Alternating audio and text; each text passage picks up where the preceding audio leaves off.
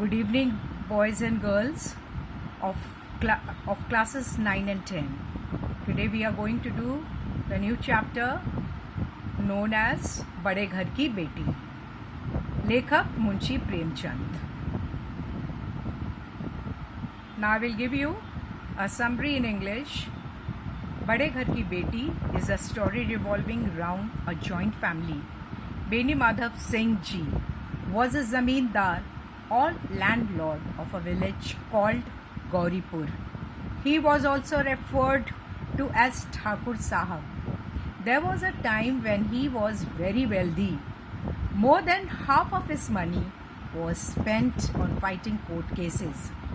His income at present was rupees 1000 annually. Thakur Sahab had two sons.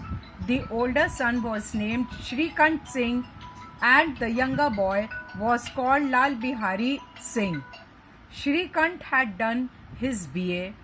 He, however, loved Indian culture and hated Western culture. Shrikant Singh's wife was Anandi, the beautiful and loving daughter of a large landholder or a talukedar, Bishop Talukedar Bhoop Singh. Though she came from a very wealthy family, she yet adjusted herself to her new home. That is, Beni Madhav's house according to their financial status. Lal Bihari Singh was a stout, stylish and handsome young man. Every morning he used to drink about 2 liters of buffalo milk. One day Lal Bihari brought home 2 birds and requested his sister-in-law, Anandi, to prepare them for lunch. There was just a quarter kilo of ghee in an earthen pot, and Anandi used it all to prepare the meat of the birds. Due to this, there was no ghee left to season the dal. When Lal Bihari sat down to have his lunch, he found that his dal was not seasoned with ghee. He asked his sister-in-law, Anandi, as to why she had not seasoned the dal with ghee, to which she answered that the ghee was over. Hearing this, the two got into an argument. The argument developed to such an extent that Lal Bihari mentioned something ill about her paternal home. He stated offensively in his quarrel that Anandi was behaving as though ghee flowed freely in paternal home. Anandi took offense of this last statement by Lal Bihari and could not tolerate anymore. Matters came to such a head that Lal Bihari in anger picked up one of the wooden slippers, means khanao, and flung it at her. In order to protect herself, Anandi covered her face just in time with her hand. Though her face was saved, she, however, hurt her finger badly. For 3 days, Anandi was lying in her chamber, seething in anger, without eating or drinking. On Saturday, her husband Shrikant Singh arrived home from Allahabad. Shrikant was employed in a distant British office in Allahabad. He used to travel to Allahabad on Sunday evening and would return a week later on Saturday evening. On his arrival after a week, as usual, Shrikant sat outside his house talking to the villagers, catching up on events and giving them the latest news. Later that evening, when he sat down to dinner at home, his father and his brother Lal Bihari advised him to tell his wife to behave herself. This annoyed Shrikant, who approached his wife sulkily. His wife explained the entire episode of the ghee and the birds. She also told him how his younger brother threw the khanao at her, in which she hurt her finger very badly. While talking to him, she could not help but burst into tears at the thought of the event. On hearing what had happened, Shrikant got very annoyed with what his younger brother Lal Bihari had done. Next day, Shrikant went to his father and told him that he wishes to live separately and not jointly under the same roof anymore.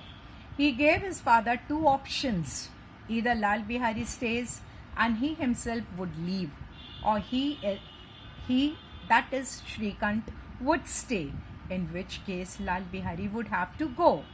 When Lal Bihari heard this, he repented for his actions and began to cry. He went to his sister-in-law Anandi and asked for her forgiveness. Anandi forgave him immediately and requested her husband too to forgive him. In the end, both brothers cried bitterly and hugged one another. When their father saw the two brothers hugging each other with their eyes full of tears, he was glad and said that daughters from rich families are just like this. They are able to pull back from the brink of disaster, any situation, and save the day. Everyone who heard of this event in the village were in praise of Anandi for keeping the joint family together. अब हम explanation देख लेंगे बड़े घर की बेटी, the story in detail. Beni Madhav Singh Gauripur गांव के जमींदार और नंबरदार थे. नंबरदार मीन्स मालगुजार, मालगुजार मीन्स रेवेन्यू कलेक्टर. उसके पितामह मीन्स दादा, ग्रैंडफादर. किसी समय बड़े धन्य धान्य से संपन्न थे. धन्य धान्य का मतलब है, धन मीन्स पैसा, धन दौलत, धान्य मीन्स अनाज. तो उनके पास पैसा भी था और भरपूर अनाज भी उनके पास था, सभी प्रकार के अनाज. गांव का पक्का तालाब और मंदिर, जिसकी अब मरम्मत भी मुश्किल थी, उन्हीं के कीर्ति स्तंभ थे. अब उनके दादा ने, यानी बेनी माधव के दादा जो थे, उनके समय में उन्होंने पक्का तालाब यानी पॉन्ड और मंदिर, टेम्पल बनाया था, और जिसकी अब मरम्मत भी मुश्किल थी. मरम्मत, उसको रिन्यू करना, उसकी मरम्मत करना, रेनोवेशन करना, अब उसके पास नहीं था. क्योंकि इतना पैसा नहीं था बेनी माधव जी के पास. उन्हीं के कीर्ति स्तंभ थे, उनके दादा के कीर्ति स्तंभ थे. कीर्ति स्तंभ का मतलब है कीर्ति का स्मरण, पिलर ऑफ फेम, जो उनके दादा ने बनाए थे. बेनी माधव सिंह अपनी आधी से अधिक संपत्ति वकीलों को भेंट कर चुके थे. अब उनके पास इतना पैसा क्यों नहीं रह गया था? क्योंकि उन्होंने अपना आधा से अधिक पैसा या संपत्ति यानी धन वकीलों को भेंट कर चुके थे. वकीलों को क्यों भेंट कर दिया था? क्योंकि उनके बहुत सारे जो कहना चाहिए मुकदमे थे, वो कोर्ट में थे, न्यायालय में थे, और उन मुकदमों को लड़ने के लिए वकीलों को पैसा देना पड़ता था, और इसीलिए उनकी आधे से अधिक संपत्ति वकीलों को भेंट चढ़ चुकी थी. अब उनकी वर्तमान आय प्रेजेंट टाइम में, यानी अब इस समय 1000 वार्षिक से अधिक ना थी. 1000 महीना नहीं, 1000 सालाना, यानी एक वर्ष में उनके पास जो पैसा आता था, जो इनकम आती थी, वो कितनी थी? 1000 रुपये थी, जो अधिक ना थी. ठाकुर साहब के 2 बेटे थे. बड़े बेटे का नाम श्रीकंठ सिंह था. उसने बहुत दिनों के परिश्रम, मेहनत यानी हार्ड वर्क, और उद्योग यानी प्रयत्न यानी एफर्ट के बाद बीए की डिग्री प्राप्त की थी. और बीए की डिग्री प्राप्त करने के लिए बहुत ज़्यादा पढ़ना पड़ता है, और उन दिनों इतनी ज़्यादा सुविधाएं भी नहीं थी. घर में इलेक्ट्रिसिटी भी नहीं होती थी. लोगों को लैंटर्न में यानी लालटेन की बत्ती में या मोमबत्ती के प्रकाश में या लैंप के प्रकाश में पढ़ना पड़ता था. अब जब उसने डिग्री प्राप्त कर ली थी, अब एक दफ्तर में नौकर था. और वो दफ्तर किनका था? उस समय अंग्रेज़ों का राज्य था. अंग्रेज़ों के कार्यालय में, एक दफ्तर में वो काम करने लगा था. और छोटा लड़का जिसका नाम लाल बिहारी सिंह था, दोहरे बदन दुगना बदन यानी स्टाउट का सजीला जवान था. सजीला वेरी हैंडसम था. भरा हुआ मुखड़ा, भरा हुआ यानी कि बहुत चेहरा उसका भरा भरा था और चौड़ी छाती थी, क्योंकि वो इतना ढेर एक्सरसाइज करता था, कहना चाहिए कि वो व्यायाम वगैरह आदि करता था और एक्सरसाइज करने से छाती चौड़ी हो जाती है। भैंस का 2 सेर ताज़ा दूध वो सवेरे उठकर पी जाता था। अब सोचिए, भैंस का 2 सेर, और 2 सेर उन दिनों सेर चलता था, अभी लीटर चलता है। तो जो 2 सेर ताज़ा दूध था वो सवेरे उठकर पी जाता था, यानी लेस देन 2 लीटर्स वो दूध पी जाता था सुबह सुबह उठ के। श्रीकंठ सिंह की दशा बिल्कुल विपरीत थी और श्रीकंठ बिल्कुल इसके उल्टे थे, यानी कि अगर वो उसका जिस्म भरा भरा था तो ये बिल्कुल दुबले पतले थे। और इन नेत्रप्रिय गुणों को और उनकी जो आंखें थी, उनकी आंखों की रोशनी थी जो थी वो जो अच्छे आंखों की जो रोशनी थी वो BA इन्हीं 2 अक्षरों पर न्यौछावर कर दिया था, कि यानी कि जो BA की डिग्री प्राप्त करने के लिए उन्होंने अपने आँखों का भी बलिदान कर दिया था। आंखें उनकी निकलने गई थी, बलिदान करने का मतलब कि उनकी आंखें कमज़ोर हो गई थी। और क्योंकि उस समय प्रॉपर इलेक्ट्रिसिटी होती नहीं थी, और इन 2 अक्षरों ने उनके शरीर को निर्बल और चेहरे को कांतिहीन बना दिया था। यहाँ तक कि उनका शरीर भी कमज़ोर हो गया था, वीक हो गया था, और चेहरा भी भरा हुआ नहीं था जैसे लाल बिहारी का था, बल्कि इनका चेहरा जो था वो कांतिहीन था। कांतिहीन बिल्कुल डल, आभाहीन, उन चेहरे पर कोई रौनक वगैरह नहीं थी।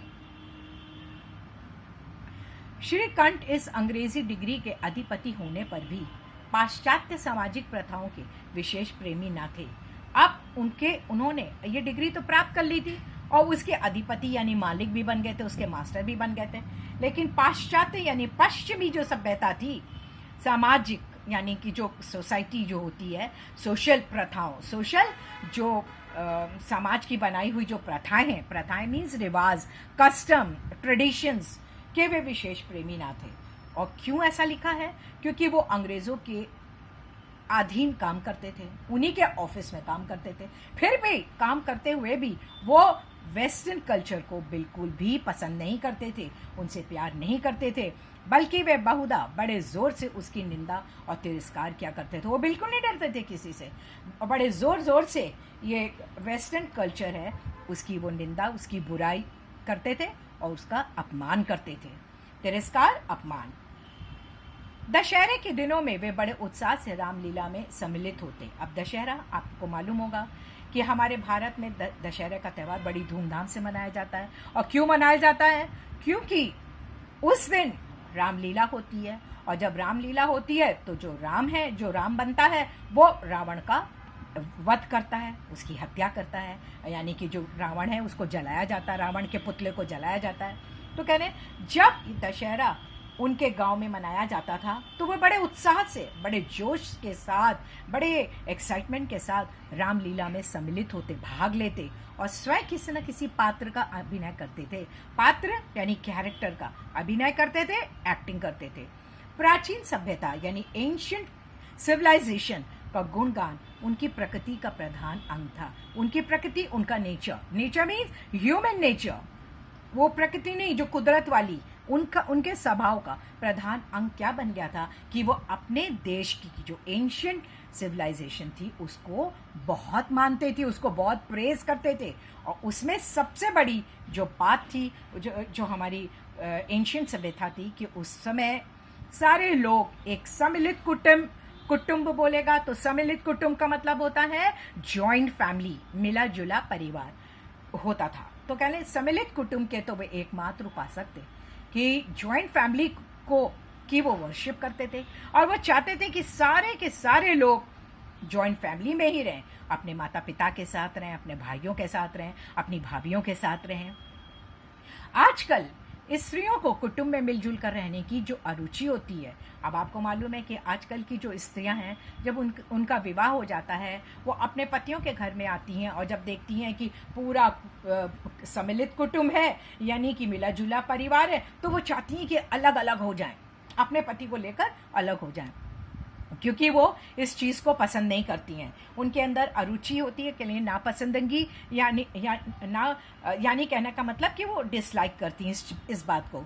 उसे वो जाति और देश दोनों के लिए हानिकारक समझती थी। वो समझती हैं कि ये जो सम्मिलित कुटुंब है वो कास्ट, जाति मतलब कास्ट, और देश मतलब कंट्री, दोनों के लिए नुकसानदेह है, अर्थात हार्मफुल है।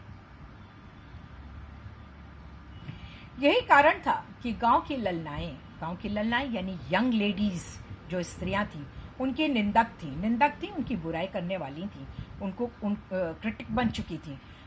कोई तो उन्हें अपना शत्रु समझने में भी संकोच ना करती थी।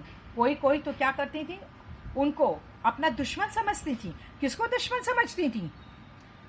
किसको?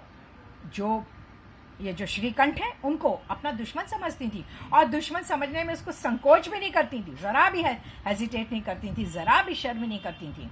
स्वयं उनकी पत्नी को इस विषय में उनसे विरोध था। स्वयं उनकी पत्नी यानी श्रीकंठ की जो पत्नी थी, वो भी इस विषय में उनका विरोध करती थी। वो कहती थी ये इसलिए नहीं, वो कहती थी इसलिए नहीं कि उसे अपने सास ससुर यानी कि उनके जो पिता हैं, मतलब श्रीकंठ के जो पिता हैं या माता हैं, या उनके जो बड़ा भाई है या उनका जो छोटा भाई है आदि से घृणा थी, नफरत थी। कहते नहीं, बल्कि उनका विचार था, वो किसी से नफरत नहीं करती थी, बल्कि उनका विचार ये था कि यदि बहुत कुछ सहने पर भी, यदि कि हम एक दूसरे की बातों को सहते हैं, एक दूसरे के साथ झगड़ा करते हैं, कुछ सहने पर भी परिवार के साथ निर्वाह ना हो सके, परिवार के साथ गुजारा ना हो सके, तो आए दिन की कलह से, आए दिन के लड़ाई झगड़े से जीवन को नष्ट करने की अपेक्षा, जीवन को बर्बाद करने की अपेक्षा है, उसकी तुलना में, मुकाबले में अच्छा है कि अपनी खिचड़ी अलग पकाई जाए। अपनी खिचड़ी अलग पकाई जाए, ये एक मुहावरा है जिसका मतलब है कि हमें अपना घर अलग बसा लेना चाहिए। आनंदी एक बड़े उच्च कुल की लड़की थी। उच्च कुल, हायर सोसाइटी, हायर परिवार, या कहना चाहिए फैमिली की लड़की थी। क्यों? क्योंकि उनके पिता या उसके बाप एक छोटी सी रियासत के तालुकेदार थे। छोटी सी रियासत इज राज्य, किंगडम के तालुकेदार थे। तालुकेदार मीन्स तालुक का प्रभारी, अर्थात अ लार्ज लैंड होल्डर। और उनके पास काफी पैसा था। विशाल भवन, और विशाल भवन बोलेगा तो बड़ा सा घर, जिसका मतलब है बंगलो। और सामने, बंगले के सामने आपको मालूम है बड़ा सा गार्डन, बगीचा, बाग बगीचा होता, वो भी इनके पास था। उनके पास एक हाथी, 3 कुत्ते और झाड़ फानूस आपने देखा होगा। जितने भी बड़े पैसे वाले लोग हैं, या जब बड़े बड़े मॉल्स हैं या बड़े बड़े थिएटर्स हैं, आप बाहर निकलते हैं तो वहाँ देखते हैं कि शैंडिलियर्स जो है लटके हुए हैं, और उसमें से बहुत सारी रोशनी निकल रही है, उसे झाड़ फानूस कहते हैं। और तो और वो ऑनररी मैजिस्ट्रेटी, यानी कि वो ऑनररी मैजिस्ट्रेट थे, न्यायाधीश का कार्य करते थे, लेकिन जो वो कार्य करते थे वो उसका पैसा नहीं लेते थे। और ऋण मतलब डेट, लोन लेना देना। जो एक प्रतिष्ठित यानी कि सम्मानित तालुकेदार के योग्य पदार्थ हैं। तालुकेदार के योग्य पदार्थ यानी कि जितनी भी लग्जरी का सामान, जितनी भी कहना चाहिए ऐश्वर्य, जितना भी ऐश्वर्य, वो सब यहाँ विद्यमान था, मौजूद था। किसके घर में? आनंदी के घर में। और उसके पिता का नाम था भूप सिंह। उसके पिता का नाम क्या था? भूप सिंह। वे बड़े उदार चित्त बोलेगा तो बहुत ही ज्यादा जेनरस थे। दूसरों के प्रति दया दिखाना, दूसरे की मदद करना, दानशील आदि का कार्य करना, और प्रतिभाशाली पुरुष थे, बहुत ही गुणी, टैलेंटेड थे। पर दुर्भाग्य से, लेकिन उनका बैड लक ये था कि लड़का एक भी नहीं था, क्योंकि उनके पास तो अपार संपत्ति थी, बहुत बड़ी प्रॉपर्टी थी, लेकिन एक लड़का भी नहीं था। और आनंदी चौथी लड़की थी, और आनंदी जो थी वो उनकी चौथी लड़की थी।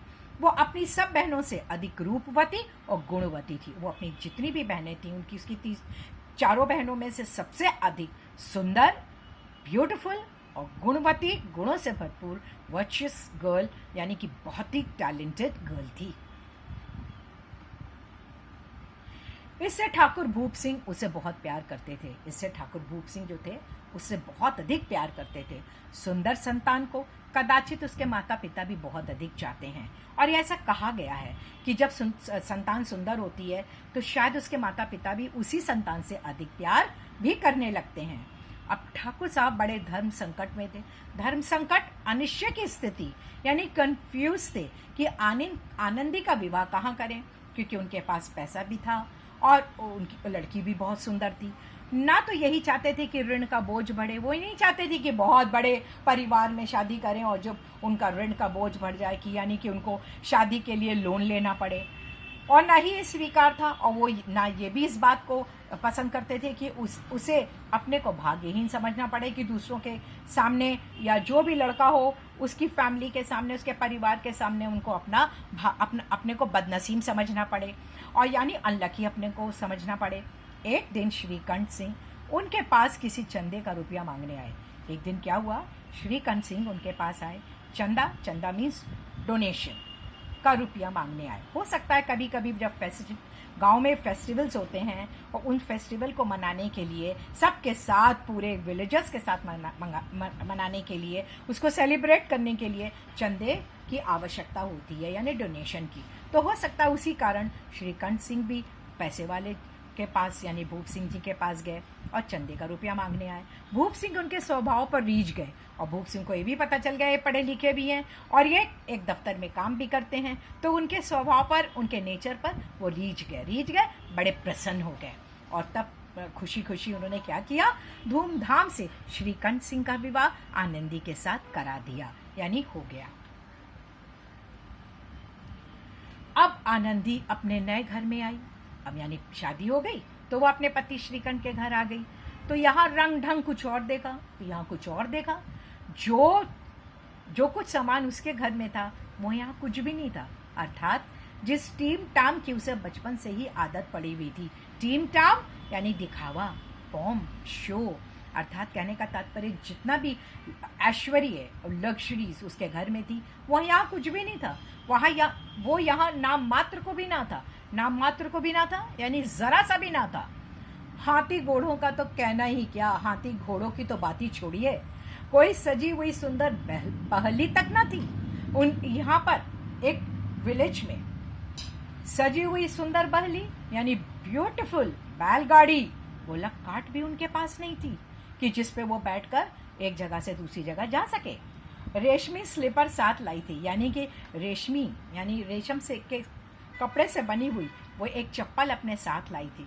लेकिन क्या करे, उसका प्रयोग नहीं कर सकती थी क्योंकि यहाँ बाग कहाँ, जहाँ वो सैर करती, वो अपने माता पिता के घर में तो बड़ी खुश रहती थी और वहाँ बाग बगीचा था और दूब की घास थी जहाँ पे वो सैर करती थी। यहाँ तो कुछ भी नहीं था। यहाँ तो देखिए मकान में खिड़कियाँ तक ना थी, ऐसा मकान कि यहाँ पे खिड़कियाँ यानी विंडोज भी नहीं है, न जमीन पर फर्श, जमीन है लेकिन उस पर फ्लोर नहीं बना है।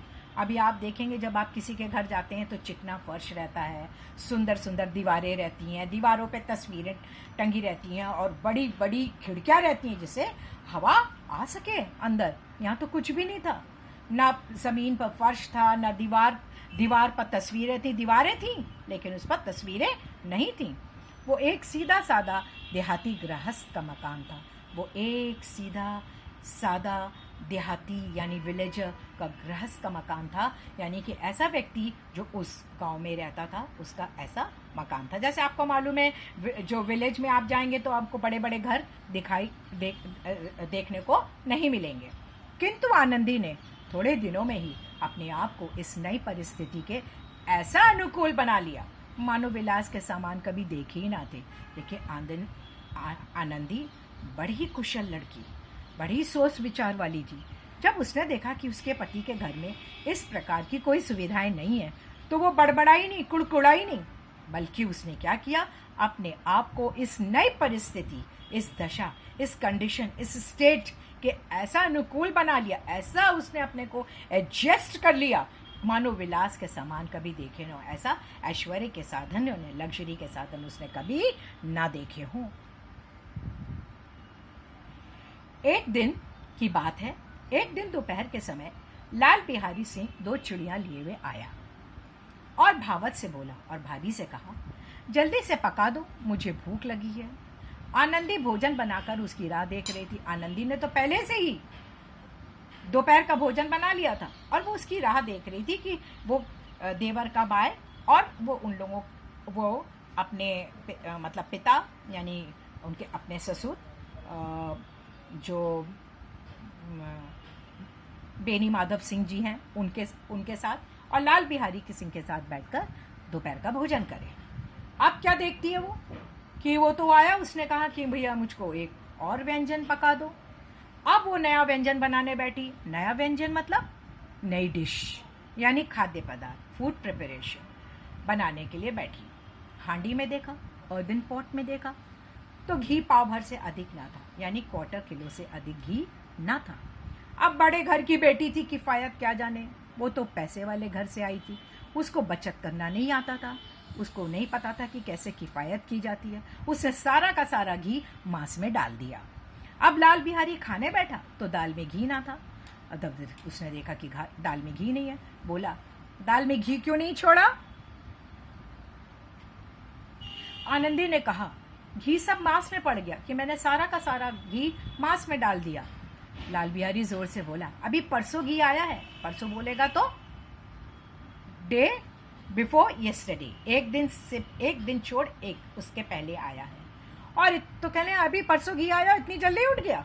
आनंदी ने उत्तर दिया आज तो कुछ पाव भर रहा होगा, आज तो कुछ कोई पाव भर यानी 1/4 किलो ही रहा होगा, वो सब मैंने मांस में डाल दिया।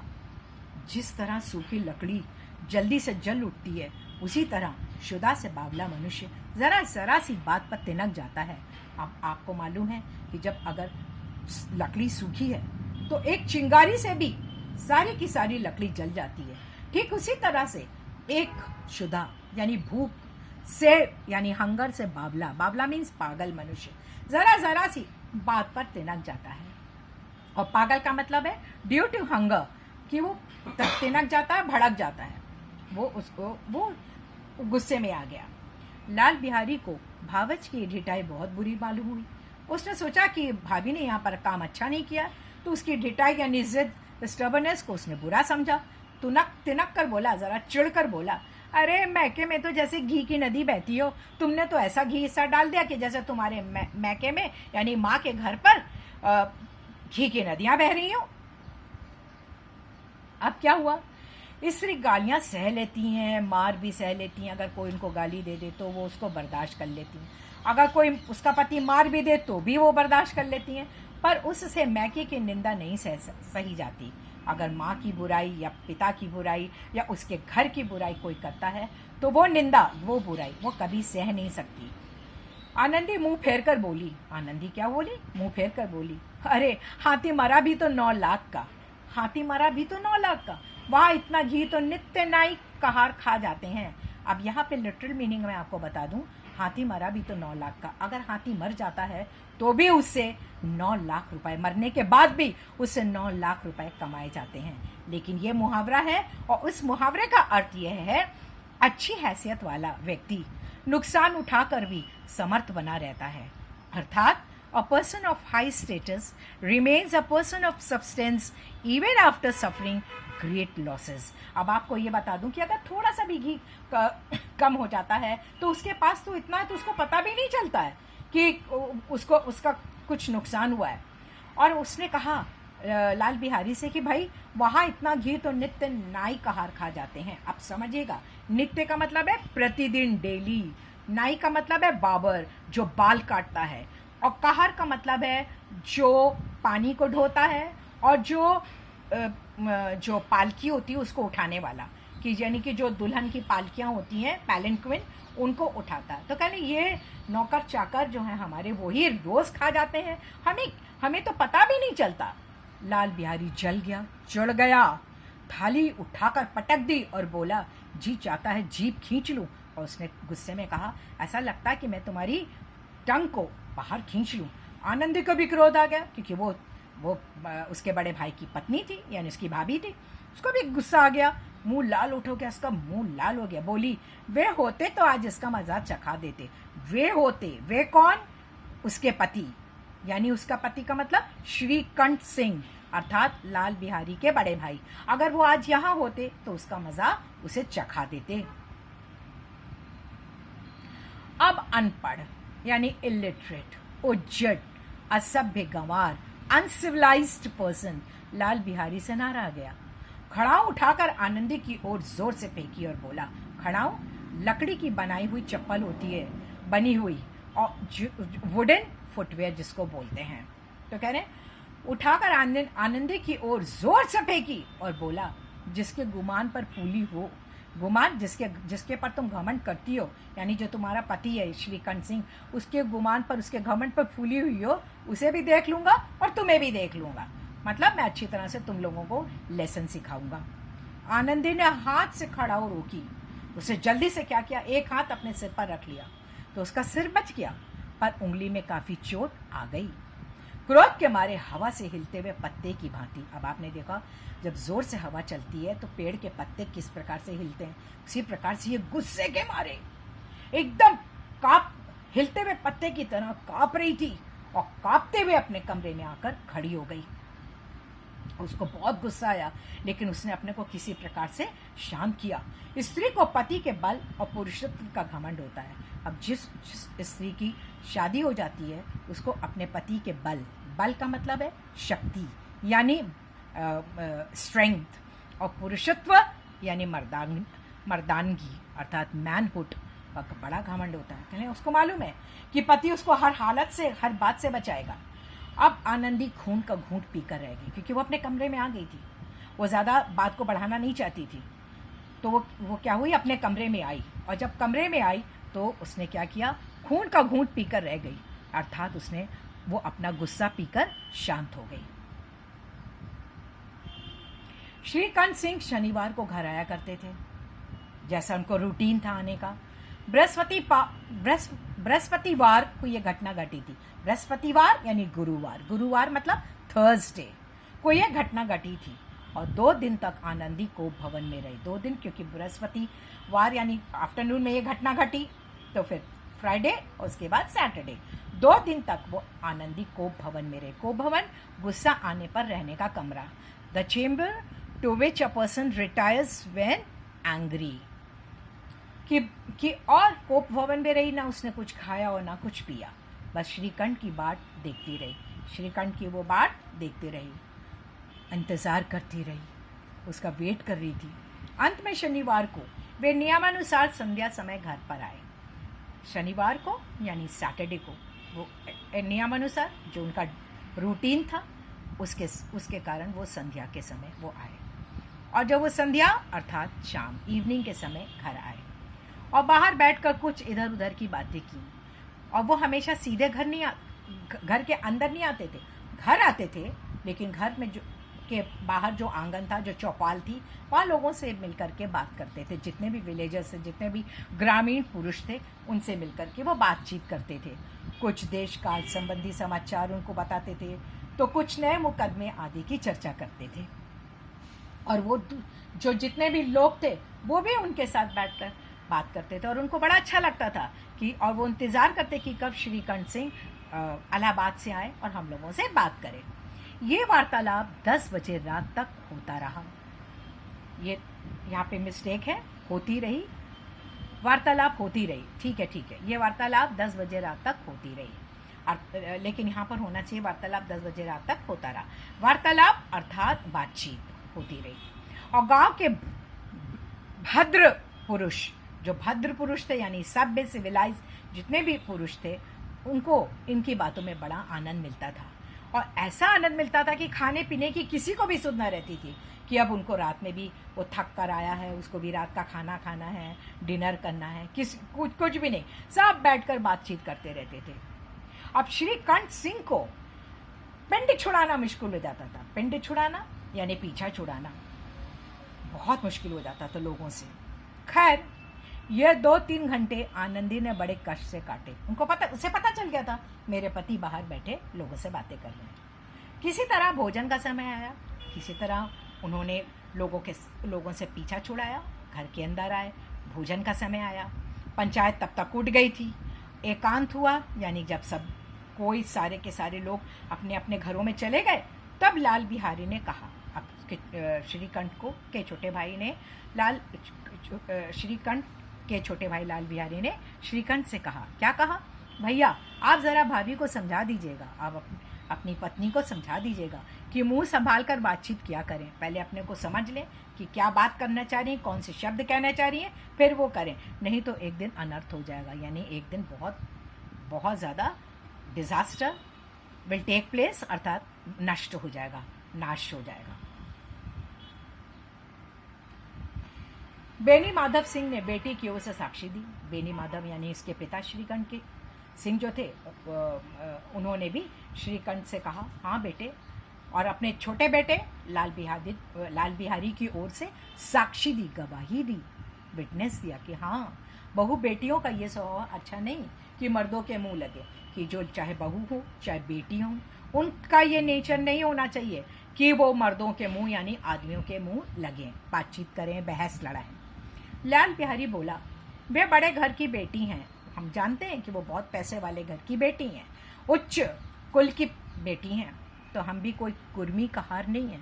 कुर्मी कहार छोटे लोग हम नहीं हैं, हम भी अपने हिसाब से ठीक है, अगर वो ठाकुर हैं तो हम भी ठाकुर हैं। श्रीकंठ ने चिंतित स्वर से पूछा, आखिर बात क्या हुई? चिंतित हो, थोड़ा वरिड हो गए। मैं बोला, क्या बात हुई? लाल बिहारी ने कहा, कुछ भी नहीं, यूं ही आप उलझ पड़ी। यहाँ पे झूठ बोला लाल बिहारी ने। उसने कहा, कुछ भी नहीं, यूं ही आप उलझ पड़ी। वो क्यों उलझ पड़ेगी? वो तो बेचारी खाना बना करके, दोपहर का भोजन बना के उसकी राह देख रही थी। यहाँ पे लाल बिहारी ने झूठ बोला अपने भाई को और कहा, मैके के सामने हम लोगों को कुछ समझती नहीं है, बड़ी घमंडी है, पैसे वाली है, तो हम लोगों को समझती नहीं है, जानती ही नहीं है। श्रीकंठ खा पीकर आनंदी के पास गए। श्रीकंठ जब उन्होंने रात का भोजन समाप्त कर लिया तो वो उसके पास गए, आनंदी के पास गए। वो भरी बैठी थी, गुस्से में बैठी। लेकिन ये हजरत भी कुछ तीखे थे। ये हजरत कौन? श्रीकंठ सिंह। वो भी कुछ तीखे थे, यानी कठोर, इज वेरी स्ट्रिक्ट थे। आनंदी ने पूछा, जब श्रीकंठ ने आनंदी से कुछ बात नहीं की तो आनंदी ने पूछा, क्यों? चित्त तो प्रसन्न है ना? चित्त मतलब मन, आपका मन तो खुश है, प्रसन्न है ना? श्रीकंठ सिंह बोले, बहुत प्रसन्न है, पर तुमने आजकल घर में ये क्या उपद्रव मचा रखा था? क्या तुमने ये लड़ाई झगड़ा क्यों मचा रखा है? उपद्रव मतलब उधम, केओस एंड डिस्टर्बेंस, क्यों मचा के रखा है?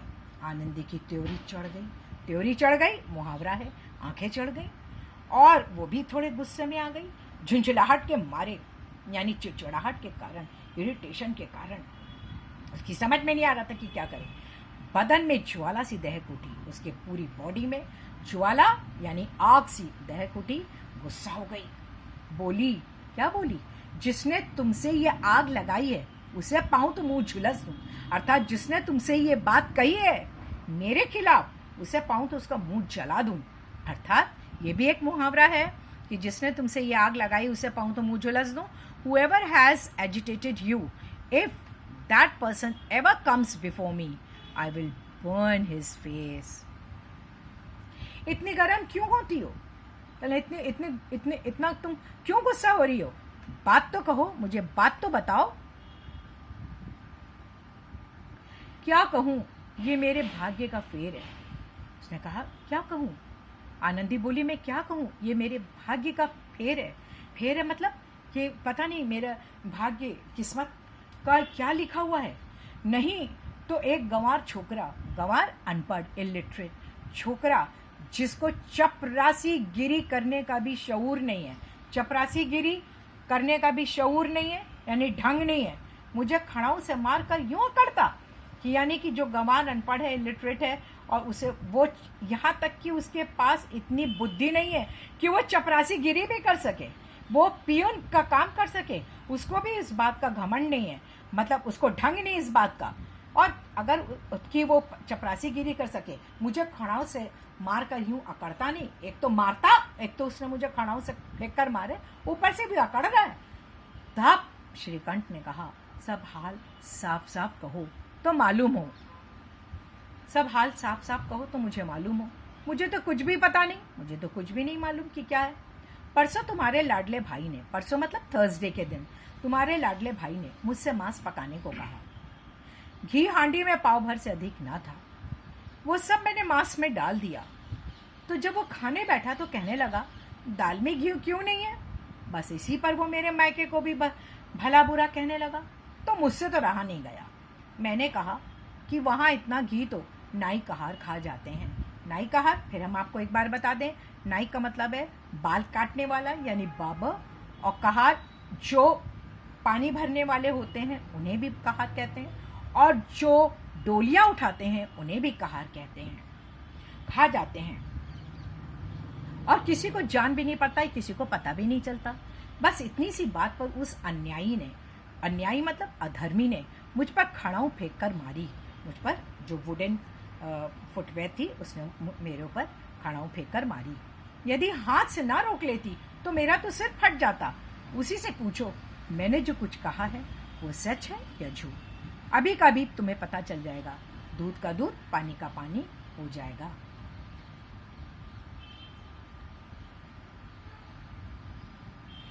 श्रीकंठ की आंखें लाल हो गईं। गुस्से के कारण वो तमतमा गया। उसने कहा, बोले यहां तक हो गया उस छोकरे का साहस। बोले इतना उस लड़के की हिम्मत कि वो अपनी भाभी पर खड़ाऊ फेंक कर मारे। आनंदी स्त्रियों के स्वभाव अनुसार रोने लगी। अब आपको मालूम है स्त्रियों का स्वभाव क्या होता है, एक तो डर जाती हैं, सहम जाती हैं तो रोने लगती हैं, और क्योंकि आंसू उनके पलकों पे रहते हैं, आंसू जो टीयर्स हैं उनके पलकों मतलब आई लैशेस पे रहते हैं। श्रीकंठ धैर्यवान, जो उसका पति था, वो बहुत धीरज रखने वाला यानी पेशेंस, धैर्यवान और शांत पुरुष थे। उन्हें कदाचित ही क्रोध आता था। उन्हें कदाचित ही क्या, कभी कभी शायद गुस्सा आता हो, पर स्त्रियों के आंसू पुरुषों की क्रोधाग्नि भड़काने में घी का काम देते हैं। पुरुषों की क्रोधाग्नि गुस्से की आग को भड़काने में घी का काम देते हैं। अगर आपने देखा होगा कि आग धीमी हो रही है और मंत्र पढ़े जा रहे हैं, उसमें अगर घी डाल देते हैं तो आग जोर से भड़क उठती है। रात भर करवट बदलते रहे, टर्निंग एंड ट्विस्टिंग, यानी कहने का मतलब पूरी रात वो सोए नहीं। उद्विग्नता के कारण पलक तक नहीं झपकी। इतने ज्यादा बेचैनी के कारण उनकी आंखें भी नहीं झपक सकी, वो सो भी नहीं पाए। प्रातःकाल यानी दूसरे दिन, यानी संडे के दिन, अपने बाप के पास जाकर बोले, दादा अब इस घर में मेरा निर्वाह ना होगा, अब मैं इस घर में मेरा गुजारा ना होगा। गुजारा लाइवलीहुड।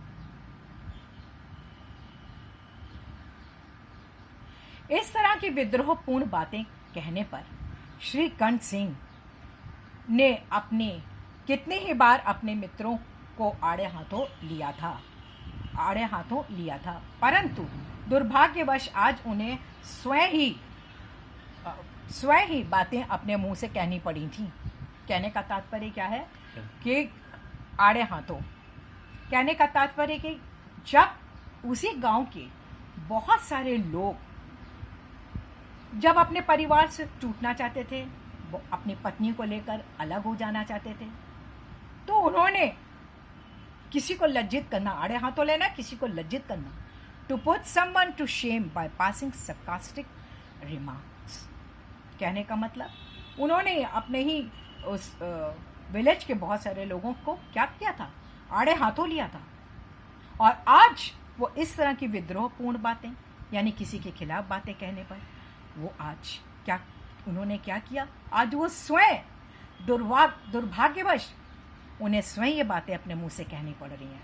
कभी क्या था, जब दूसरे लोग, विलेज के लोग, गांव के लोग अपने परिवार को तोड़कर अलग हो जाना चाहते थे तो वो आड़े हाथों लेते थे, लेकिन आज वो स्वयं ये बात कह रहे हैं। दूसरों को उपदेश देना भी कितना सहज है। उपदेश, शिक्षा, प्रीच कितना सहज है, कितना सरल है, इजी है। बेनी माधव सिंह घबरा उठे और बोले, क्यों? बेनी माधव सिंह ने कहा, क्यों? तुम क्यों आज ऐसा कह रहे हो कि तुम्हारा गुजारा नहीं हो पाएगा? श्रीकंठ सिंह बोले, इसलिए कि मुझे भी अपनी प्रतिष्ठा का कुछ ख्याल है, इसलिए कि मुझे भी अपने सम्मान का, अपनी रिस्पेक्ट का कुछ ख्याल है। आपके घर में अब अन्याय, अधर्म, अनीति, इनजस्टिस हो रही है और हट का प्रयोग हो रहा है, जिद, स्टबनेस का प्रयोग हो रहा है। जिनको बड़ों का आदर सम्मान करना चाहिए, ये बात किसके बारे में वो कह रहा है? अपने छोटे भाई लाल बिहारी के बारे में कह रहा है, अपने पिता को, कि जिनको बड़ों का आदर सम्मान करना चाहिए वो उनके सिर चढ़ते हैं, यानी बड़े लोग उनके सिर पर बैठ जाते हैं। मैं दूसरे का नौकर ठहरा। यहाँ ब्रिटिश गवर्नमेंट की बात की गई है कि मैं वो ब्रिटिश गवर्नमेंट के नीचे काम करते थे, उनके ऑफिस में काम करते थे, कहले मैं दूसरे का नौकर ठहरा। गवर्नमेंट सर्वेंट, घर पर रहता नहीं हूँ और यहाँ मेरे पीछे स्त्रियों पर खड़ा हूँ और जूतों की बौछार होती है, और यहाँ मेरे पीछे मेरी एब्सेंस में मेरी पत्नी पर खड़ाऊ फेंकी जाती है, जूते फेंके जाते हैं। कड़ी बात तक ही हो तो चिंता नहीं, कड़ी बात, कठोर बात कह दो, हार्श वर्ड्स कह दो तो कोई चिंता नहीं, कोई वरीज नहीं। कोई एक दो कह ले, एक शब्द तुमने कह दिया, एक शब्द उसने कह लिया, वहां तक तो मैं सह सकता हूँ, I can tolerate.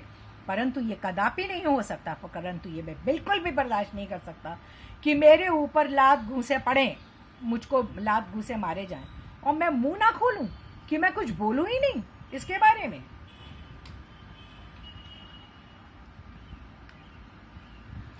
Beni Madhav Singh कुछ जवाब ना दे सके, क्योंकि उनको मालूम था कि गलती किसकी थी, वो कुछ जवाब नहीं दे पाए।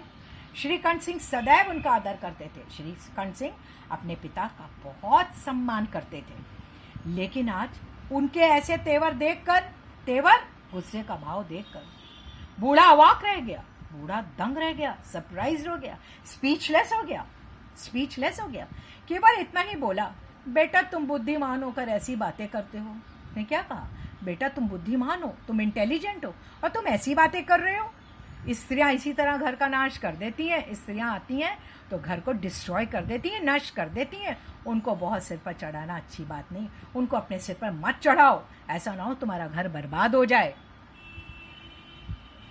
श्रीकंठ सिंह ने उत्तर दिया, हाँ इतना मैं जानता हूँ, ये बात मैं जानता हूँ, आपके आशीर्वाद से मूर्ख नहीं, आपने तो मुझे ब्लेसिंग दी है, इसके कारण मैं मूर्ख नहीं हूँ, फूलिश नहीं हूँ। और वो वाकई में फूलिश नहीं था, तो पढ़ा लिखा था। आप स्वयं जानते हैं, मेरी समझाने बुझाने से इसी गांव में कई घर संभल गए। मैंने आपको पहले भी बताया था कि जब उसने लोगों को आड़े हाथों लिया था, कहने का मतलब कि जब लोग अपने माता पिता के घर को छोड़कर अपनी पत्नियों के साथ अलग अलग घर बसाना चाहते थे, तो यहाँ पे कह रहे हैं मेरी समझाने बुझाने से इसी गांव में कई घर संभल गए। बहुत सारे घर टूटते टूटते बच गए, संभल गए, पर जिस स्त्री की मान प्रतिष्ठा का ईश्वर के दरबार में उत्तरदाता हूँ, लेकिन जिस पत्नी की मान प्रतिष्ठा, उसके सम्मान का ईश्वर के दरबार में, गॉड के कोर्ट में उत्तरदाता हूँ, उत्तरदाता मतलब जवाब देने वाला हूँ, उसके प्रति ऐसा घोर अन्याय और उसी लड़की के प्रति, उसी पत्नी के प्रति घोर अन्याय, अन्याय का मतलब अधर्म हो रहा है, और पशुपत व्यवहार का मतलब पशु के समान बर्ताव, to behave like an animal, और ये व्यवहार असह्य है, असह्य ना सहने योग्य, इनटॉलरेबल है। आप सच मानिए मेरे लिए यही कुछ कम नहीं, आप सच मान लीजिए कि यही मेरे लिए कुछ कम नहीं कि मैंने लाल बिहारी को कुछ दंड नहीं दिया, कि मैंने उसको कुछ दंड नहीं दिया, उसको कुछ मैंने पनिशमेंट नहीं दी, उसको मैंने कोई सजा नहीं दी। अब बेनी माधव सिंह भी गरमाए कि बेनी माधव सिंह भी उसके पिता थे श्रीकंठ के, तो थोड़ा गरमाए, यानी गुस्से में आए। ऐसी बात और ना सुन सके, ऐसी बात वो नहीं सुने। बोले, लाल बिहारी तुम्हारा भाई है, वो तुम्हारा सगा भाई है, वो तुम्हारा खून है, उससे कभी भूल चूक हो, अगर उससे कोई गलती हो गई हो तो उसके कान पकड़ो, उसको कुछ कहो, लेकिन और अपनी बात भी वो पूरी नहीं कर पाए। तब लाल बिहारी को मैं अपना भाई नहीं समझता, क्योंकि उन्होंने कहा कि लाल बिहारी तुम्हारा भाई है, सगा भाई है, तुम्हारा खून है। तो उन्होंने जवाब दिया, श्रीकंठ ने, कहले नहीं, लाल बिहारी को मैं अपना भाई नहीं समझता। तो पिता ने कहा, क्यों? स्त्री के पीछे, अपनी पत्नी के कारण? जी नहीं, उसकी क्रूरता और अविवेक के कारण। क्रूरता अत्याचार, क्रूरटी के कारण, अविवेक नासमझी के कारण, दोनों नासमझी, इम्प्रूडेंस। दोनों कुछ देर चुप रहे, दोनों कुछ थोड़ी सी देर के लिए चुप रहे। फिर ठाकुर साहब लड़के का क्रोध शांत करना चाहते थे। ठाकुर साहब थोड़े हर बात पे ध्यान देने वाले थे, अनुभवी थे। वो अपने बेटे के गुस्से को शांत करना चाहते थे, लेकिन ये स्वीकार भी नहीं करना चाहते थे, लेकिन इस बात को मानना भी नहीं चाहते थे कि लाल बिहारी ने कोई अनुचित काम किया, कि लाल बिहारी से कोई गलत काम भी हुआ है। जो काम किया उसने सही किया है। इसी बीच में गांव के और कई सज्जन हुक्के चिलम के बहाने वहाँ आ बैठे, और वो सज्जन हुक्के चिलम के बहाने, अब आपको मालूम है कि जब गांव के लोग आपस में जब मिलते हैं, कहना चाहिए कि बहुत आंगन में जा कर के चौपाल में मिलते हैं तो वो हुक्का और चिलम एक साथ लेके बैठते हैं, बातचीत करते हैं, हुक्का आदि गुड़गुड़ाते हैं,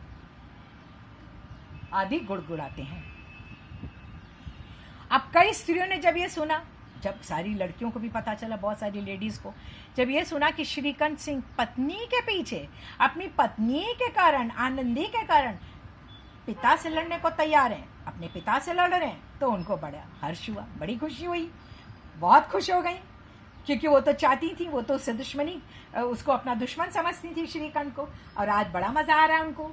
दोनों पक्षों की मधुर वाणियां, दोनों पक्ष कौन, पिता और पुत्र, पिता हैं बेनी माधव सिंह और पुत्र कौन है, श्रीकंठ, दोनों की मधुर वाणियां, मीठी आवाजें सुनने के लिए उनकी आत्माएं अकुलाने लगी, आत्माएं उनकी वो अंदर ही अंदर बेचैन हो रही थी, उनकी आत्माएं जो थी वो बेचैन हो रही थी कि जल्दी से चलो, हमें पता चले कि दोनों के पक्षों में क्या हो रहा है। अच्छा, अब श्रीकंठ सिंह अपनी पत्नी के कारण अपने पिता के घर को छोड़ना चाहते हैं, वाह। और गांव में कुछ ऐसे कुटिल मनुष्य भी थे, कुटिल यानी छली, चालबाज, क्रिकेट लोग भी थे, जो इस कुल की नीतिपूर्ण गति पर मनी मन जलते थे, नीतिपूर्ण, नैतिक से भरी, मॉरल, जो यहाँ पे इस परिवार में जो मॉरल था, इस परिवार में जो अच्छी बातें होती थी, और ये परिवार एकता के बंधन में बंधा हुआ था।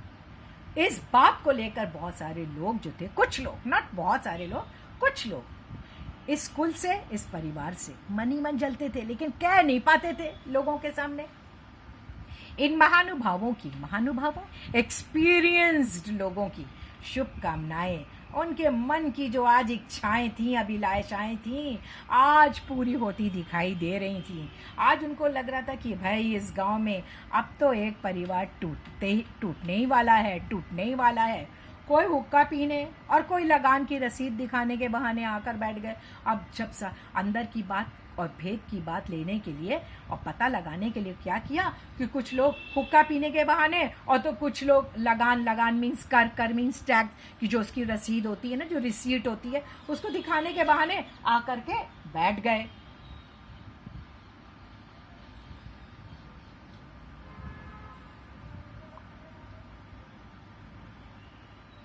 बेनी माधव सिंह पुराने आदमी थे, पुराने मतलब एंशिएंट नहीं, ओल्ड।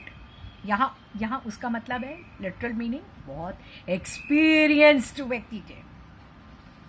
इन भावों को ताड़ गए वो, लोगों के मन के भाव, भावों मीन्स मन के भाव, यानी फीलिंग्स को ताड़ गए, पहचान गए, रिकग्नाइज्ड कि आज इतने सारे लोग चिलम पीने के बहाने, हुक्का पीने के बहाने और लगान की जो रसीद दिखा रहे हैं, जो रिसीट दिखा रहे हैं, उसके बहाने आकर के वो बैठे हुए हैं, क्योंकि वो जानना चाहते हैं कि उनके घर में क्या हो रहा है।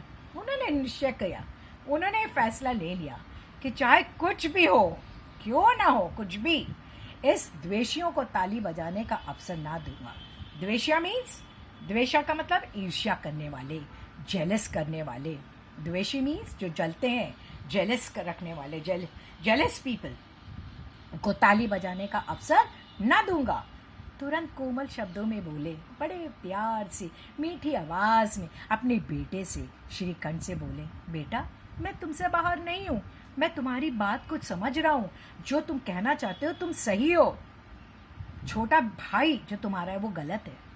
पहले क्या कर रहे थे, वो इस बात को नहीं मानना चाह रहे थे कि लाल बिहारी ने कोई गलती की है, लेकिन अब सारे लोगों को जब उन्होंने देखा कि वो बैठे हुए हैं और उन लोगों की बातों को सुन रहे हैं, तो तुरंत उन्होंने बड़े ही सॉफ्ट वर्ड्स में कहा, बेटा मैं तुमसे बाहर नहीं हूँ, मैं तुमसे अलग नहीं हूँ, तुम्हारा जी जो चाहे करो, जो तुम्हारी इच्छा है वो तुम करो, जो तुम करना चाहते हो वो करो। अब तो लड़के से अपराध हो गया, अब तो तुम्हारे भाई, छोटे भाई से अपराध हो गया, गुनाह हो गया, क्राइम हो गया। इलाहाबाद का अनुभव रहित झल्लाया हुआ ग्रेजुएट इस बात को ना समझ सका, क्योंकि वो किसी भी पचड़े में पड़ता नहीं था, और ना वो वैसा भी नहीं था कि जो एक की बात सुनकर दूसरी जगह लगाता था या दूसरी की बात सुनकर तीसरी जगह लगाता। बड़ा ही शांत इंसान था, बड़ा ही सुलझा हुआ व्यक्ति था, वो लोगों के मन की बातों को ना समझ सका। अनुभव रहित यानी जिसको किसी बात का अनुभव ना हो।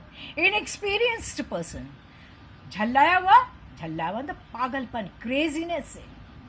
ग्रेजुएट, अब वो बेचारा ग्रेजुएट तो हो गया था, लेकिन लोगों के मन की बातों को वो ना समझ सका। और क्यों? उसे डिबेटिंग क्लब में अपनी बात पर अड़ने की आदत थी। पढ़ा लिखा था, वो डिबेट करता था, डिबेटिंग क्लब में जाता था, और जब वो डिबेटिंग क्लब में जाता था तो वो अपनी बात पर अड़ा रहता था, कहता नहीं जो मैं कह रहा हूँ वो सही है। इन हथकंडों की उसे क्या खबर? हथकंडे, झूठी चालें, रॉन्ग एक्शंस, लोगों के मन की बातें, लोग किस प्रकार से बैठे हुए उनकी बातों को सुनना चाह रहे हैं और सब लोग खुश होना, इस बात को ये लोग, जब लोगों को पता चलेगा कि यह परिवार टूट गया है तो लोग खुश हो जाएंगे। इस बात का उस बात की उसे कोई खबर नहीं थी कि लोगों के मन में क्या चल रहा है। बाप ने जिस मतलब से बात पलटी थी, अब वो खुद ये भी नहीं उसकी समझ में आ रहा था कि पहले तो बाप ने कहा था नहीं, जो लाल सिंह ने किया है वो सही किया है, वो गलत नहीं है, लेकिन अब कह रहा है सबके सामने कि बेटा लड़के से तो अपराध हो गया है, अब मैं तुमसे अलग नहीं हूँ, तक मैं जानता हूँ। अब वो इस बात को उन्होंने अपने बड़े बेटे के सामने रख दिया कि हाँ बेटा मैं जानता हूँ उससे गलती हो गई।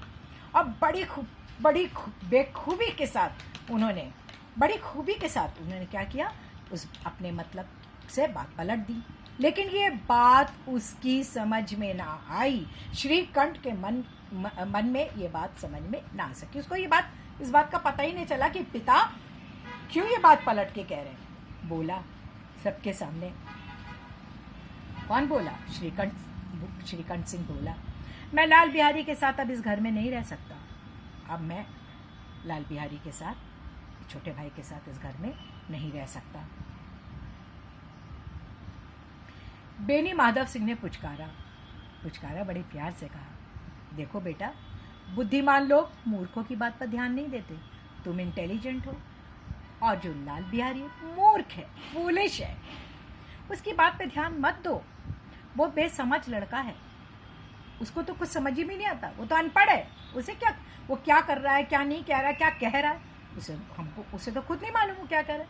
हाँ, उससे जो कुछ भूल हुई है, उससे जो गलती हुई है, तुम बड़े होकर क्षमा करो, क्योंकि बड़ों का काम होता है अपने छोटों को क्षमा करना। क्षमा मतलब माफ करना, फॉरगिव करना। श्रीकंठ सिंह को जोश आ गया। वो एक्साइटेड हो गए, बोले, उसकी इस दुष्टता को मैं कदापि नहीं सह सकता। दुष्टता, नीचता, दुराचार, इविल एक्शन को मैं कभी माफ नहीं कर सकता, कभी नहीं सह सकता। या तो वही घर में रहेगा या मैं है, या तो वो इस घर में रहेगा या तो मैं रहूंगा। आपको यदि वो अधिक प्यारा है तो मुझे विदा कीजिए, अगर वो आपको अधिक प्यारा है तो आप मुझको रुखसत कर दीजिए, मुझे घर से हटा दीजिए। मैं तो खुशी खुशी इस घर से निकल जाऊंगा। मैं अपना भार संभाल लूंगा। मैं अपना भार यानी बर्डन, यहाँ वजन या भारी चीज से मतलब नहीं है, मतलब मैं अपना और अपने परिवार का ख्याल रख लूंगा, अपनी पत्नी को संभाल लूंगा।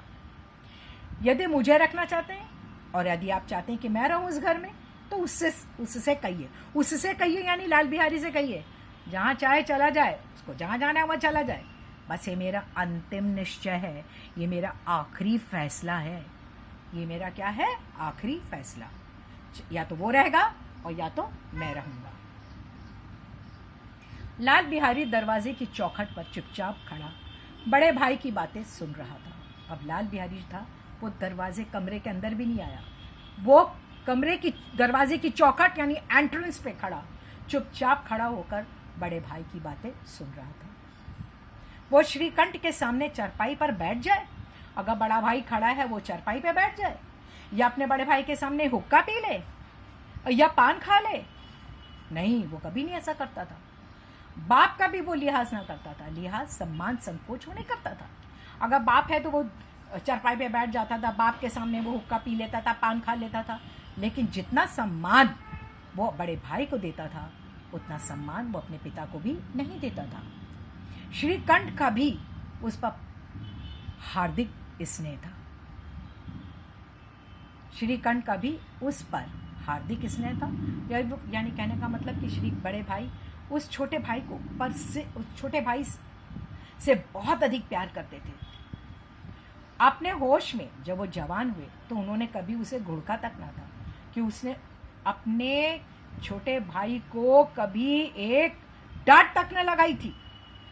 जब वो इलाहाबाद से आते तो क्या करते, उसके लिए कोई ना कोई वस्तु अवश्य लाते, कोई ना कोई वस्तु, कुछ भी। जैसे जब लोग बाहर जाते हैं और जब घर में आते हैं परिवार के सदस्य कुछ ना कुछ परिवार के लिए लाते हैं, वैसे ये भी अपने छोटे भाई के लिए कुछ ना कुछ अवश्य लाता था। मुकद्दर की जोड़ी उन्होंने ही बनवा दी थी। मुकद्दर मतलब गदा, यानी वुडन मेसेस और clubs used by Indian wrestlers while exercising. आपने देखा होगा, मूवीज़ में भी देखा होगा, या अगर आप देखेंगे, अगर कोई ऐड खोल के देखेंगे यूट्यूब पे तो आपको पता चल जाएगा कि किस प्रकार से बड़ी लंबी होती है और उसके साथ एक्सरसाइज की जाती है।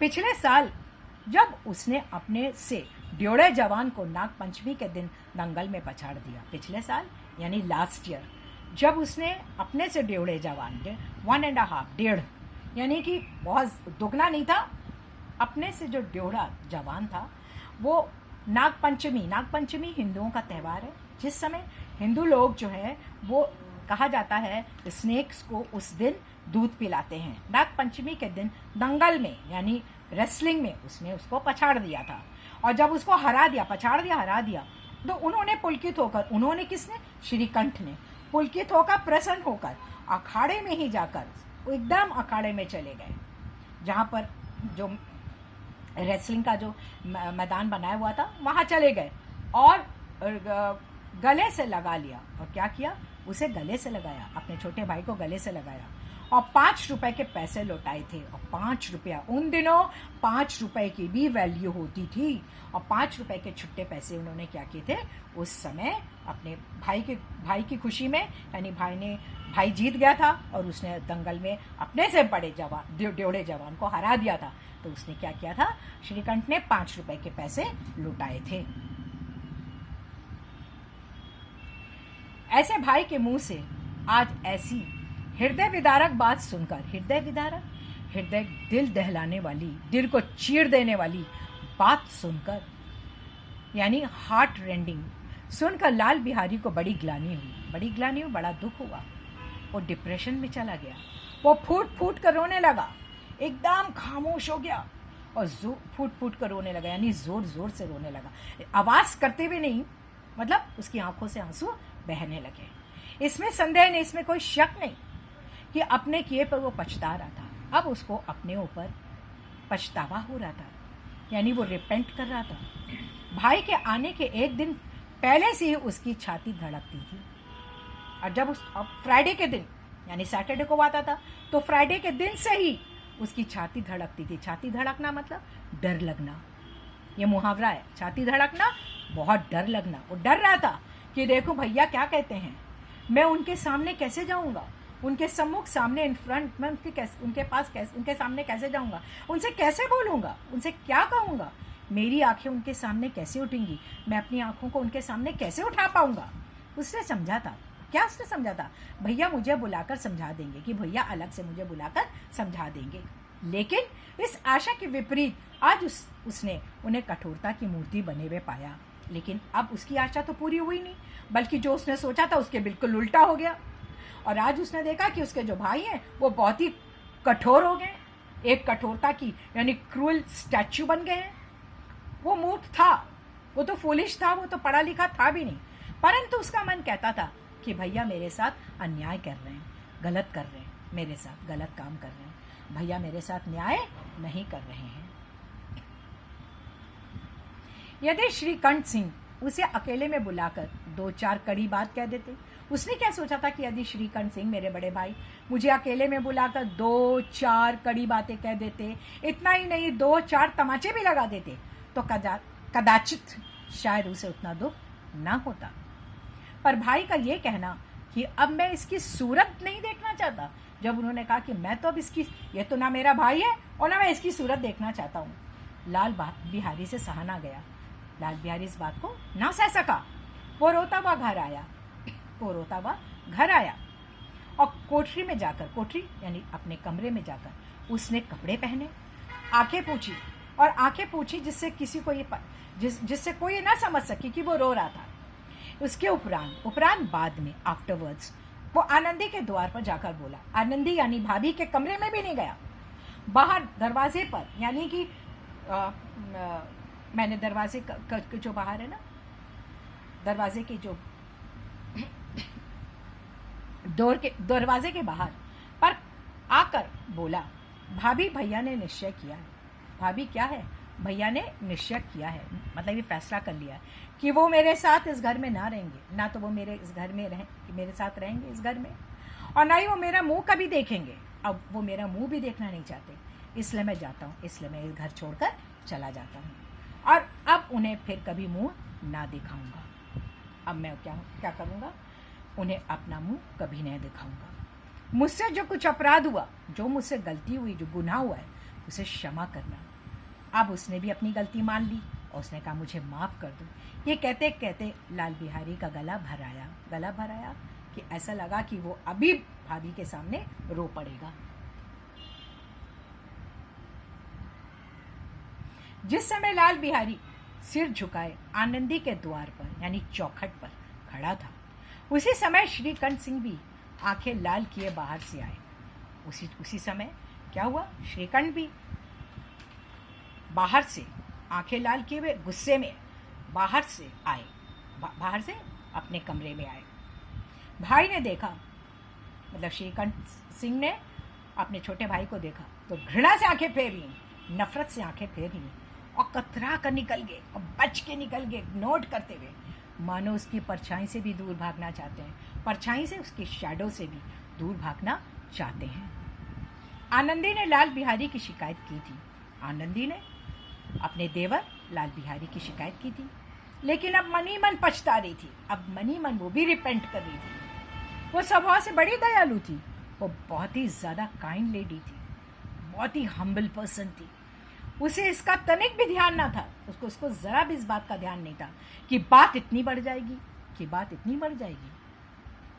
वो मन में अपने पति पर झुंझला रही थी और मन ही मन अपने पति पर गुस्सा कर रही थी, इरिटेट हो रही थी कि इतने गर्म क्यों होते हैं, वो इतना क्यों गुस्सा कर रहे हैं। जब उसने लाल बिहारी को दरवाजे पे खड़े ये कहते सुना, और जब आनंदी ने लाल बिहारी को दरवाजे पे खड़े हुए ये कहते सुना, अब मैं जाता हूँ, मैं जा रहा हूँ, मुझसे जो कुछ हुआ क्षमा करना, तो उसका रहा सहा क्रोध भी पानी हो गया। जो थोड़ा उसके अंदर गुस्सा था, वो भी गुस्सा बह गया, पानी हो गया। वो रोने लगी, वो भी एकदम से रोने लगी। मन का मैल धोने के लिए नयन जल से उपयुक्त और कोई वस्तु नहीं है। जब मन में कोई बात बैठ जाती है, कोई ठेस लगती है या कोई चोट पहुंचाता है, अगर वो व्यक्ति रो लेता है और जिस व्यक्ति ने चोट पहुंचाई है वो माफ़ी मांग रहा है, तो जिस व्यक्ति को चोट लगी है अगर वो रोने लगता है तो उस रोने से, अर्थात आंखों के आंसुओं से, उसका मन का मैल, उसके मन की चोट हील हो जाती है, धो जाती है। और नयन जल से, आंख के आंसू से उपयुक्त और कोई दूसरी वस्तु नहीं है। श्रीकंठ को देखकर आनंदी ने कहा, अब जब उसके पति, आनंदी के पति कमरे में आए श्रीकंठ, तो आनंदी ने कहा, लाल बाहर खड़े बहुत रो रहे हैं, कि जो देवर जी हैं वो बाहर खड़े हुए बहुत रो रहे हैं। तो श्रीकंठ ने कहा, तो मैं क्या करूं? भीतर बुला लो, भीतर यानी अंदर, इनसाइड बुला लो, मेरी जीभ में आग लगे, मेरी जबान जल जाए, मैंने कहाँ से झगड़ा उठाया, मैंने कहाँ से क्यों इतना झगड़ा उठा दिया। तो उसका पति बोला, श्रीकंठ बोले, नहीं, मैं नहीं बुलाऊंगा, पछताओगे, मैं कह देती हूँ, तुम रिपेंट करोगे, तुम बहुत पछताओगे। उन्हें बहुत ग्लानि हो गई है, उन्हें बहुत दुख हो गया है। ऐसा ना हो कि वो चल दें, उन्हें अपनी बात का पछतावा भी हो गया, ऐसा ना हो कि वो घर छोड़ के चल दें। श्रीकंठ सिंह ना उठे, श्रीकंठ सिंह फिर भी नहीं उठे। इतने में लाल बिहारी ने फिर कहा, भाभी भैया से मेरा प्रणाम कह दो, भैया को मेरा नमस्ते कह दो। मुझे मालूम है अब वे मेरा मुंह कभी नहीं देखना चाहते, इसलिए मैं अपना मुंह उन्हें कभी नहीं दिखाऊंगा। अब मैं यहाँ से जाता हूँ, मैं उनको अपना चेहरा, अपना मुंह कभी नहीं दिखाऊंगा। लाल बिहारी इतना कह लौट पड़ा। लाल बिहारी ने इतना कहा और लौट पड़ा और शीघ्रता से दरवाजे की ओर बढ़ा, जल्दी से क्विकली दरवाजे की ओर बढ़ा। अंत में आनंदी कमरे से बाहर निकली और उसका हाथ पकड़ लिया। किसका हाथ पकड़ लिया? लाल बिहारी का। लाल बिहारी ने पीछे मुड़कर देखा और आंखों में आंसू भरकर बोला, मुझे जाने दो भाभी। तो उसने कहा, आनंदी ने कहा, कहाँ जा रहे हो?